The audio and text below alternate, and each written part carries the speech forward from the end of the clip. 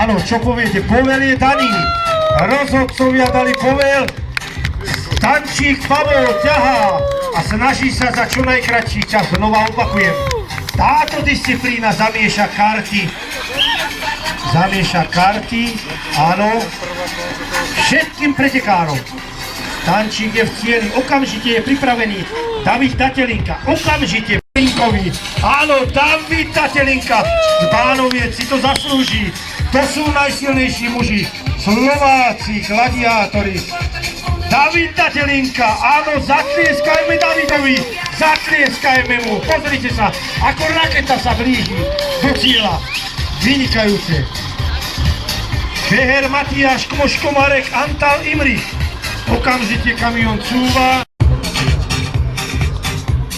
Na prvé poschodie nákupného strediska Korzo pripravený pretekár Feher Matiáš.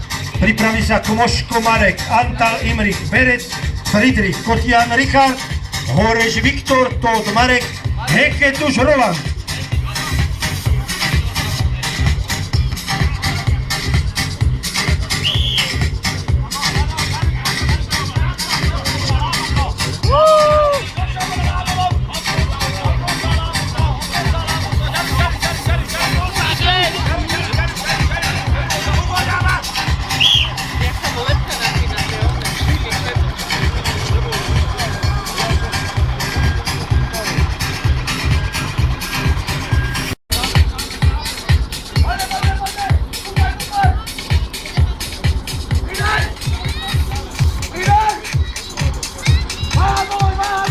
Áno, zranený Marek Kmoško z Trenčína, ktorý prišiel, tak aj v cieli. Marek Kmoško, ktorý má prasknutý hrudník. Zraní sa počas celej kôl slovenského pohára postupy medzi profesionálov. Není som pán Boh, ale ja si myslím, že hej. Ďakujem ti, Ferko. Sledujeme Antala Imricha. Imrich Antal je vynikajúci pretekár. Imriško je v cieli.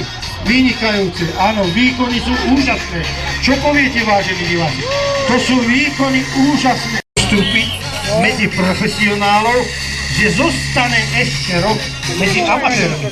Samozrejme, že prišiel o veľké peniaze, ale necíti sa súperi s takými silnými mužmi, ako je Píroš, Kučer, Golier, Petrík. Doma vrátiť medzi amatérov, pretože musel odísť pracovne do Anglicka a ten rok, ktorý nepretekal, jednoducho ho zaradil znova medzi amatérov. Snaží sa vynikajúco, troška zlá technika. Zaslúži od vás. Vážení diváci, zatlieskajte mu, pretože zranený, ale bojuje. Bojuje, vážení pretekári. Vážení diváci, bojuje o váš potlesk. O váš potlesk bojuje. A vy mu zatlieskajte, zaslúži si to. Viktor Horeš! Viktor Horeš! Vynikajúci, Viktor je v cieli, ruka mu